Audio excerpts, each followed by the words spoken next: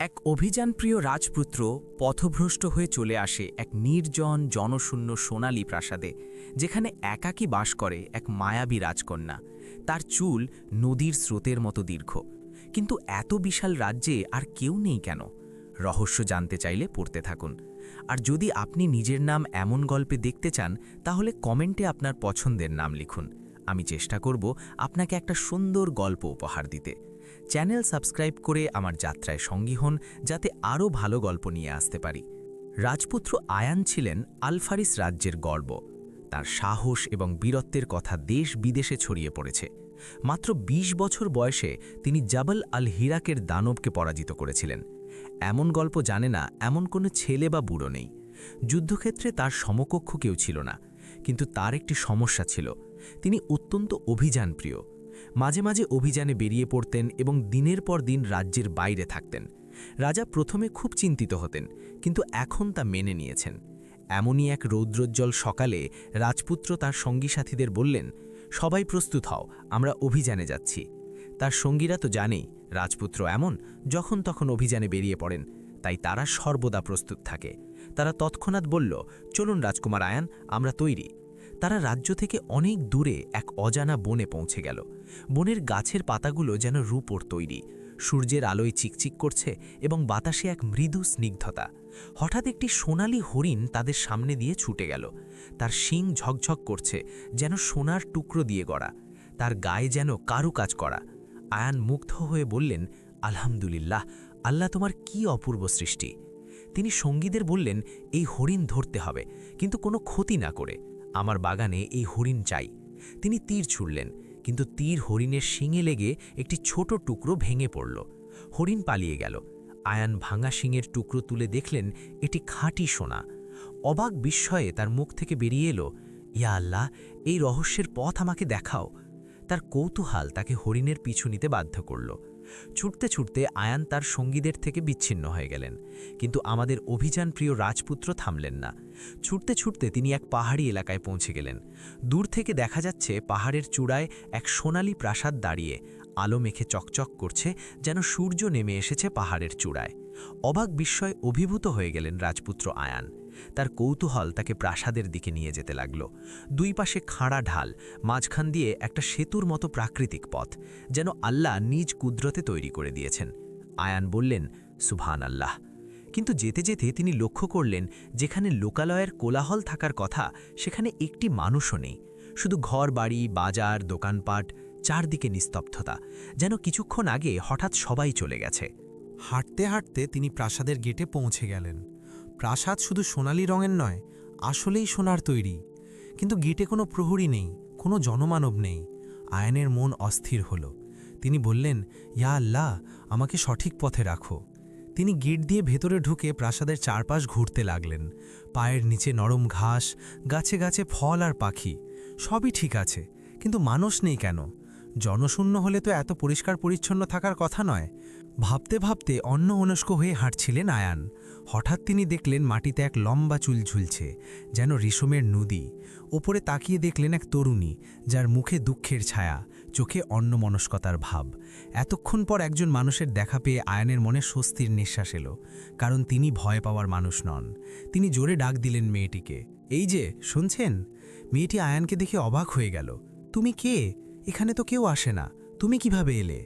আয়ান বললেন, সোনার তৈরি এত বড় প্রাসাদ, দরজায় কোনো প্রহরী নেই, যে কেউ তো চলে আসবে।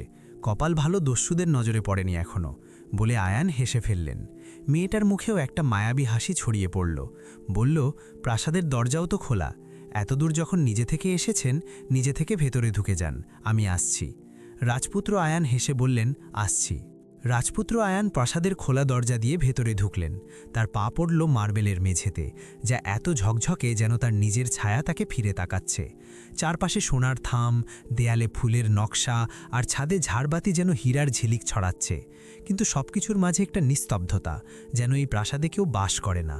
তিনি সিঁড়ি বেয়ে উপরে উঠলেন, যেখানে সেই তরুণী বসেছিল। তাকে দেখে আয়ান মুগ্ধ হলেন। মায়াবী একটা মুখ, যেন মলিন এক চাঁদ তার সামনে বসে আছে। তার মুখে দুঃখের ছায়া, চোখে অন্যমনস্কতার ভাব। আয়ান বললেন, আলহামদুলিল্লাহ, অবশেষে একজন মানুষের দেখা পেলাম। আমি আয়ান, আল ফারিসের রাজপুত্র। তুমি কে? এখানে তুমি একা কেন? তরুণী একটা দীর্ঘশ্বাস ফেলল। আমি রাজকন্যা আমানা। আমি একা কারণেই প্রাসাদ অভিশপ্ত। যে এখানে আসে সে অদৃশ্য হয়ে যায়। আমার বাবা মা পরিচিত সবাই অদৃশ্য হয়ে গেছে। তার গলায় কান্নার সুর। আয়ান তার কোমরে বাঁধা সোনালি হরিণের শিঙের টুকরোর দিকে তাকালেন। হয়তো এটার কারণে তিনি অদৃশ্য হননি, হয়তো হরিণটা তাকে এখানে নিয়ে এসেছে কোনো কারণে, কিন্তু পুরোপুরি বিশ্বাস করতেও কষ্ট হচ্ছে। এমনও তো হতে পারে এই মেয়ে কোনো মানুষ নয়, সেই সবাইকে অদৃশ্য করে দিয়েছে। ইয়া আল্লাহ, আমাকে পথ দেখাও। তিনি একটা লম্বা শ্বাস নিলেন। আমানাকে বললেন, তোমার চুলগুলো অনেক সুন্দর, আমি এত লম্বা চুল কখনো দেখিনি, হাঁটো কিভাবে এগুলো নিয়ে? আমানা বলল, আমার চুল কাটা যায় না কোনো কাঁচি দিয়ে, অনেক চেষ্টা করেছি, কাঁচি ভেঙে যায় কিন্তু একটা চুলও কাটে না। আচ্ছা বাদ দাও, এসেই যখন পড়েছ বিশ্রাম নাও, রাত হয়ে আসছে, আর বহুদিন পর আমি একদিন অতিথি পেলাম, বলে মিষ্টি করে হাসল আমানা। হাসিতে মুগ্ধ আয়ান রাজি হয়ে গেলেন। সেই রাতে আমানা আয়ানের জন্য রান্না করল। পরের দিন সকালে উঠে আয়ান দেখলেন রাজকন্যা আমানা নিজেই প্রাসাদের সব কাজ করছে। মেঝে ঝাড়ু দিচ্ছে, ফুলের বাগানে পানি দিচ্ছে, এমনকি বাইরের গাছ কাটছে। আয়ান অবাক হয়ে দেখলেন একজন রাজকন্যা এত নম্রভাবে কাজ করছে। তার মনে মায়া জাগল। তিনি বললেন, তুমি একা এত কিছু করো, আমি তোমাকে সাহায্য করতে চাই। আমানা হেসে বলল, ঝাড়ু দিতে চাও নাকি গাছ কাটবে? আয়ানের মায়া আরও বেড়ে গেল এত স্নিগ্ধ একটা মেয়ের একাকিত্ব দেখে। তিনি বললেন, আরে না, ওসব আমি পারি না, আমি এই অভিশাপের জাল ছিঁড়তে চাই। আমাকে বলো তুমি কি জানো? আমানা বলল, আমি এই প্রাসাদ ছাড়তে পারি না। তুমি যদি সত্যিই সাহায্য করতে চাও তাহলে বনের মাঝে দরবেশের কাছে যাও, তিনি এই অভিশাপ দিয়েছেন, যদি তার মন গলাতে পারো। আয়ান দোয়া করলেন, ইয়া আল্লাহ, আমানার দুঃখ দূর করো আর আমাকে এই রহস্য ভেদ করার তৌফিক দাও। তারপর তিনি রওনা দিলেন বনের দিকে। রূপালী বনের পথ ধরে খুঁজে বেড়াচ্ছেন দরবেশকে দিনের পর দিন। হঠাৎ দেখতে পেলেন সেই সোনালি হরিণকে। এবার আর শিকারের বাসনা জাগল না আয়ানের মনে। তিনি হরিণের পিছু নিলেন, জানেন হরিণ তাকে পথ দেখাবে। অবশেষে তিনি একটা রূপার ঘরের সামনে এসে থামলেন। হরিণটা ছুটে চলে গেল বনের গভীরে। আয়ান রূপার ঘরের দরজায় টোকা দিলেন। ভেতর থেকে একটা গম্ভীর কণ্ঠস্বর ভেসে এলো, কে এসেছে? আয়ান বললেন, আমি আয়ান, আল ফারিসের রাজপুত্র, আমি দরবেশের খোঁজে এসেছি। দরজা খুলে গেল। সামনে দাঁড়িয়ে এক বৃদ্ধ দরবেশ। তার মুখে শান্তির ছাপ, চোখে গভীর জ্ঞান। তার সাদা দাড়ি বাতাসে হালকা দুলছে। তিনি বললেন, কে তুমি বালক, কেন এসেছ? আয়ান বললেন, রাজকন্যা আমানার দুঃখ দেখে আমার মন কেঁপে উঠেছে। আপনি কেন এই অভিশাপ দিয়েছেন? এই রাজ্যের মানুষ কোথায়? দরবেশ একটা দীর্ঘশ্বাস ফেললেন। রাজা সুলতান ছিলেন অহংকারী। তুমি তো দেখেছই আল্লাহ তাকে কত নেয়ামত দিয়েছেন, কিন্তু সুলতান কখনো তার সম্পদ মানুষের উপকারে ব্যয় করতেন না। তিনি কৃপণ আর লোভী। তার রাজ্যের মানুষগুলোও সেরকম। দূর দূরান্ত থেকে সাহায্যের আশায় আসা মানুষগুলো খালি হাতে ফেরত যেত। আর সবশেষে তিনি এক মস্ত বড় অপরাধ করেছেন, এক অসহায় রাজকন্যাকে বন্দী করেছেন। তাই এ শাস্তি তার প্রাপ্য। আয়ান বললেন, কিন্তু তার শাস্তি তো ভোগ করছে রাজকন্যা আমানাও, তার প্রতি কি অন্যায় হচ্ছে না? দরবেশ হেসে বললেন, তোমার মনটা অনেক বড়। হ্যাঁ রাজকুমার, অপরিচিত একজনের জন্য তোমার এত মায়া হচ্ছে। ঠিক আছে, আমি বলে দিচ্ছি কিভাবে অভিশাপ ভাঙবে। প্রাসাদেই লুকিয়ে আছে সব রহস্য। প্রাসাদে যে রাজকন্যা বন্দী আছে তাকে মুক্ত করো, তাহলেই বুঝে যাবে কিভাবে অভিশাপ ভাঙবে। আল্লাহ তোমার সহায় হন, বলে আয়ানকে বিদায় দিলেন দরবেশ। আয়ান প্রাসাদের পথে রওনা দিলেন। তার মনে এখন আশার আলো, তার অন্তরে নতুন প্রত্যয়। আয়ান প্রাসাদে ফিরে এসে আমানাকে বললেন, আলহামদুলিল্লাহ, আমি দরবেশের সঙ্গে দেখা করে এসেছি। তিনি বলেছেন রাজা এক রাজকন্যাকে বন্দী করেছিলেন, তাই এই অভিশাপ। তুমি কি জানো কোথায় প্রাসাদের বন্দিশালা? আমানার চোখে বিস্ময় আর বিষণ্ণতা। বলল, চলো আমার সাথে। সে আয়ানকে নিয়ে প্রাসাদের নিচের অংশে নিয়ে গেল। ঘুরানো সিঁড়ি বেয়ে অনেকক্ষণ হেঁটে তারা নিচে এসে পৌঁছালো। তাদের সামনে একটা বিশাল লোহার দরজা। আয়ান দরজায় হাত দিতেই সেটা ধীরে ধীরে খুলে গেল। ভেতরে ঢুকতেই দরজা বন্ধ হয়ে গেল। একটা ধপ করে আওয়াজ। চারপাশে অন্ধকার, শুধু দেয়ালে কয়েকটা মশাল জ্বলছে। আয়ান দোয়া পড়লেন, ইয়া আল্লাহ, আমাদের হেফাজত করো। আমানা বলল, এটা কোনো সাধারণ বন্দিশালা নয়, এখানে কি আছে? হঠাৎ একটা গম্ভীর কণ্ঠস্বর ভেসে এলো, তোমরা 5টি রহস্য ভেদ করতে এসেছ। প্রতিটি রহস্য তোমাদের পরীক্ষা করবে। শুরু করো। কথা শেষ হতেই কক্ষের মাঝখানে একটা আগুনের শিখা জ্বলে উঠল দাও দাও করে, আর সে আগুনের মাঝে চিকচিক করছে একটা রূপালি চাবি।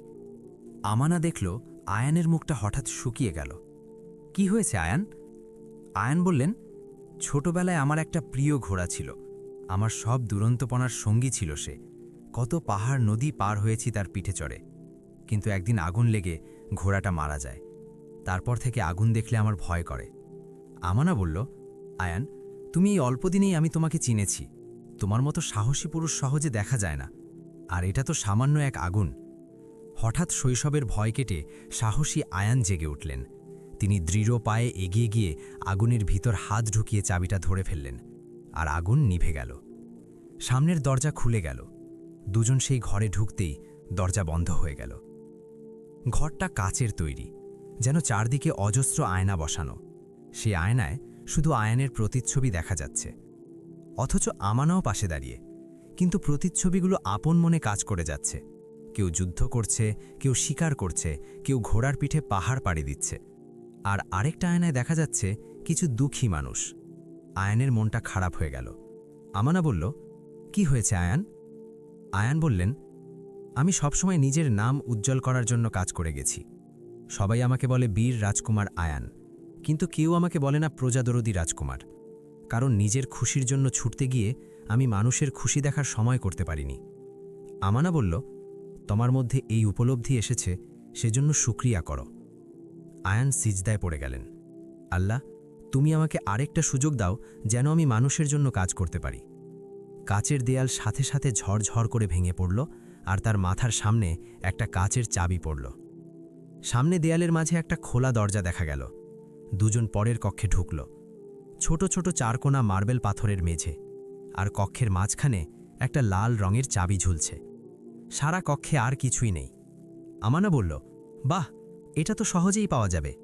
বলে পা বাড়াতে নিতেই আয়ান আমানাকে টেনে ধরলেন। না, যেও না। যা দেখতে যত সহজ সেটা আসলে তত কঠিন। বসো, দেখাচ্ছি।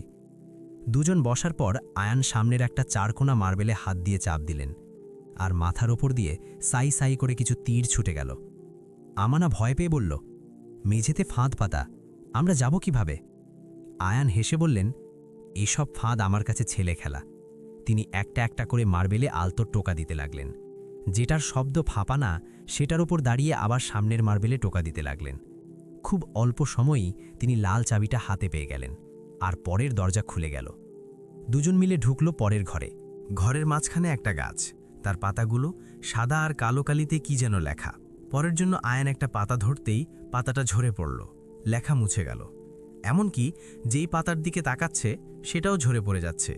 এভাবে যতবারই চেষ্টা করলেন একই কাজ হচ্ছে, পাতা ঝরে লেখা মুছে যাচ্ছে। কিন্তু আয়ান হেরে যাওয়ার পাত্র নন। তিনি তার কোমর থেকে চাকু বের করলেন। চকচকে রূপালি চাকুতে আলো প্রতিফলিত হচ্ছে। তিনি নিচে চাকু ধরে পাতার প্রতিফলন চাকুতে দেখলেন। এবার পাতাটা ঝরে পড়ল না, লেখা তাও পড়া যাচ্ছে। সেখানে লেখা, আল্লাহর অনুগ্রহকে নিজের অহংকারে পরিণত করো না। আয়ান বললেন, আমিন। আর গাছের সব পাতা একসাথে ঝরে পড়ে গেল। শুধু ঝুলে রইল একটা সোনালি চাবি। চাবিটা টেনে নিতেই পরের দরজা খুলে গেল। ভেতরে ঢুকলে তারা পেছনের দরজা বন্ধ হয়ে গেল। আবারও সেই অদৃশ্য কণ্ঠটা শোনা গেল, বালক, তুমি 4টি পরীক্ষায় পাশ করেছ, কিন্তু শেষ পরীক্ষা তোমার ভাগ্য নির্ধারণ করবে। তুমি যদি সঠিক উত্তর দিতে পারো, তুমি বন্দী রাজকন্যাকে পাবে, না হলে তুমিও চিরকালের জন্য বন্দী হয়ে যাবে। মনে রেখো, মিথ্যা বা মন জয় করা উত্তর দিলে তুমি হেরে যাবে। আত্মবিশ্বাসী আয়ান বললেন, আমি প্রস্তুত। কণ্ঠটা বলল, তোমার মনের সবচেয়ে গভীর বাসনা কি? আয়ান চিন্তায় পড়ে গেলেন। তিনি ভাবছেন কি বলবেন। তিনি কি বলবেন আমানাকে উদ্ধার করতে চাই, নাকি সেই সোনার হরিণটাই তার গভীর বাসনা, নাকি জীবনের রোমাঞ্চ আর দুঃসাহসী অভিযাত্রা, নাকি তার মন আসলে চায় আরও রাজ্য জয় করতে? এই প্রশ্নের উত্তর সেটি জানেন। আমানার দিকে তাকালেন। তিনি আমানার চোখে আয়ানের প্রতি অবিচল আস্থা দেখলেন। আয়ান বললেন, আমার বাসনা অসহায়কে সাহায্য করা। রুমটা কেঁপে উঠল। তার হাতে কাঁচির ভাঙা অংশ এসে পড়ল। সামনে পেছনে সব দরজা খুলে গেল। তারা এখন স্বাধীন। আয়ান সামনের কক্ষে এগিয়ে গেলেন। দরজা খুলে গেল। আয়ান দেখলেন একটা মলিন পোশাকের মেয়ে বসে আছে। গায়ে রংচটা কাপড়, পেছন ফিরে বসে আছে। তার 4 হাত পা শেকলে বাঁধা, আর তার চুল আমানার মতোই লম্বা, দ্বিগুণ রেশমের মতো। বন্দিত্বের অবহেলার ছোঁয়া সব জায়গায়, কিন্তু চুলগুলো এখনও জীবনে পরিপূর্ণ। আয়ান এগিয়ে যান, বন্দি রাজকন্যার সামনে গিয়ে দাঁড়ান। কিন্তু এ কি দেখছেন তিনি? এ তো আমানা। তার সামনে যে বন্দী হয়ে আছে সে রাজকন্যা আমানা। কিভাবে সম্ভব? তাহলে এতদিন কার সাথে গল্প করলেন? তার সাথে তো আমানাই এসেছে। তাহলে কি এ আমানার যমজ বোন? আয়ান তাকালেন তার সাথে আসা আমানার দিকে। সেই আমানা মিষ্টি হেসে এগিয়ে এলো, আয়ানের গালে হাত রেখে বলল, আয়ান, আমিই সেই রাজকন্যা। আমার বাবা আমাকে বন্দী করেছিলেন, তার সম্পদ আমি অসহায়দের বিলিয়ে দিতাম বলে। আর এই অভিশাপে সবাই অদৃশ্য হয়েছে, আর আমি ছায়া হয়ে ঘুরে বেড়াতাম। হয়তো আল্লাহ একদিন কাউকে সাহায্য করতে পাঠাবেন সেই আশায়। আলহামদুলিল্লাহ, তুমি আমাকে খুঁজে পেয়েছ, বলে সে একটা ধোঁয়ার মতো হয়ে বন্দি আমানার শরীরে ঢোকে যায়। আয়ানের চোখে পানি। তিনি বললেন, ইয়া আল্লাহ, তোমার অলৌকিকতার কোনো শেষ নেই। 4টি চাবি দিয়ে আমানার 4 হাত পায়ের শেকলের তালা খুললেন। তারপর আমানাকে কোলে নিয়ে এসে প্রাসাদে ফিরলেন। বন্দিত্ব থেকে দুর্বল হয়ে গেছে মেয়েটা। আয়ান আমানাকে খাবার খাওয়ালেন, নতুন কাপড় এনে দিলেন। কিন্তু এত লম্বা চুল কিভাবে সামলাবে মেয়েটা? কেটে দিতে পারলে ভালো হতো। হঠাৎ তার মনে হলো, শেষ ঘরে কাচির অর্ধেক কেন দিল? তিনি বাইর করলেন সেটা, আর কোমর থেকে ভাঙা হরিণের শিংটা। দুটো একসাথে লাগাতেই একটা পূর্ণ কাচি হয়ে গেল। আয়ান আমানার লম্বা চুল হাতে নিলেন। তার চুল যেন রেশমের নদী, সোনার আভায় ঝকঝক করছে। ধীরে ধীরে তিনি কাচি দিয়ে চুল কাটতে শুরু করলেন। প্রতিটা কাটায় একটা সোনালি আলো ছড়িয়ে পড়ল। হঠাৎ চারপাশে কুয়াশার মতো ছায়া জমতে শুরু করল। ছায়াগুলো মানুষের আকার নিল। রাজা, সুলতান, রানী, প্রাসাদের প্রহরী, বাজারের লোকজন, রাজ্যের মানুষ ফিরে এলো। আমানা শরীরে যেন শক্তি ফিরে এলো। সে উঠে গিয়ে রাজাকে জড়িয়ে ধরল। বাবা! রাজার মুখে লজ্জার অনুশোচনা। তিনি বললেন, আমাকে ক্ষমা করে দাও মা, আমি মস্ত ভুলের পথে চলছিলাম। প্রাসাদে আবার জীবন ফিরে এলো। বাজারে কোলাহল, ঘরে ঘরে আলো। আমানা আয়ানের হাত ধরে বলল, তুমি শুধু আমার রাজ্যই নয়, আমার হৃদয়ও মুক্ত করেছ। আয়ান হেসে বললেন, আল্লাহর কাছে শুকরিয়া এই সুযোগ পাওয়ায়। আমি নিজেও অনেক কিছু শিখেছি। তারা প্রাসাদের বারান্দায় দাঁড়িয়ে সূর্যের অস্ত দেখলেন। দূরে রূপালী বনে একটা সোনালি আলো ঝকঝক করছে। হয়তো সেই হরিণ, হয়তো আল্লাহর দূত তাদের দিকে তাকিয়ে হাসছে।